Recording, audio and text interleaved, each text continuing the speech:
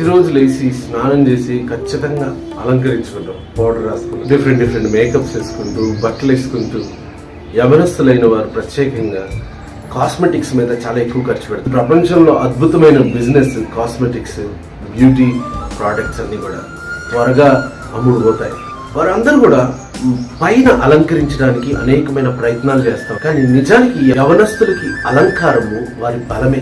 బలంగా ఉండగలిగితే ఆ బలమే మనకి అలంకారంగా మార్చబడుతుంది. ఇప్పుడున్న తరంలో అనేకమైన బలహీనతలు, చిన్నప్పుడే కళ్ళు కనిపించకపోవడం, చిన్నప్పుడే సరిగ్గా అరగకపోవడం, పరిగెత్తలేకపోవడం, నడవలేకపోవడం, చాలా రకాల కంప్లైంట్స్ చేత యవనస్తులు సరిగ్గా తెల్లలేకపోవడం, ఇవన్నీ వ్యర్థం చేస్తూ ఉంటారు. బైబిల్ గ్రంథం ఏం చెప్తుందంటే యవనస్తులు వారి స్త్రీలైనా పురుషులైనా ఎవరైనా సరే బలంగా ఉంటే ఆ బలమే మనకి అలంకారంగా మార్చబడుతుంది.